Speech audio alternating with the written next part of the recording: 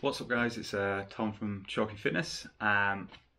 This box has been on the side since Tuesday and it's now Thursday night and it's long overdue. I'll give you a first impression review of the Reebok Legacy Lifter 2.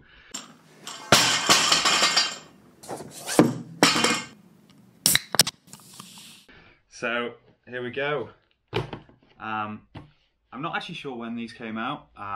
Tal Short, one of the Reebok, kind of posted that he was really pleased with them, and I was talking to a friend about them, Josh, and he was saying, "Oh no, they're available." I thought there was going to be a delay on the men's. I went on the Reebok site, and they were available, so I had to snap up a pair, and just they just look awesome in my opinion. What I'm just going to do today is I just want to kind of take you through in a little bit of detail, kind of like their main design.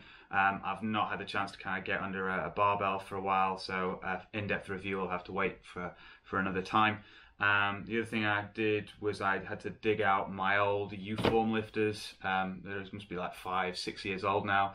They were on the bottom shelf of the weight stack. I haven't used them in a long time. I don't actually have the original Legacy lifters, but that's a whole different story that I'll no doubt share with you at some point. But I wanted to kind of like highlight some of the kind of commonalities with the original Legacy lifter, but also kind of some of the things that have changed. First off, straight out of the box, I mean, really kind of fresh design, that kind of like Stormtrooper black and white. The original Legacy lifter is still here. I think there is another colorway. I've seen the kind of flip design, but I was actually just looking on Reebok.co.uk and the page was crashing, and I think perhaps that second colorway isn't actually available yet. The main key change differences I've seen are that they've moved away from the two-strap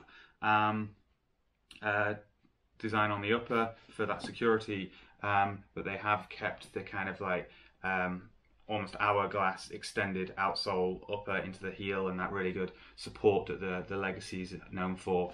Big old stable platform, big old kind of flat sole as you'd expect with any good lifter, and then there's a bit of like a breathable upper, you know, a combination of the kind of like faux leather, but also a lot of the kind of more like the fabric upper. Especially you can tell in the sole there's a lot of not sole, the tongue, sorry, that there's a lot of kind of breathability there. One thing as well they've kept is the heel clip. Looks like there's more flexibility in it than in the original kind of Legacy lifter, which was more designed into the kind of like the upper. So yeah, that's clearly something that they've decided to keep. One thing you will notice actually with this single strap approach is that unlike on the original Legacy lifter, which was similar to this, and that you had two straps that would just kind of like buckle on one side, giving you that ability to kind of ratchet in. What they've actually moved to here is a bit of a different type of strap, and so I don't know if you can see that, in that you can adjust it for the kind of the length that's right for you. So you know, you create the length and then it folds over and sticks to that. So having just tried these on kind of only once so far, actually I'm going to need to extend that quite a bit to kind of give myself enough room, because I've got quite broad feet.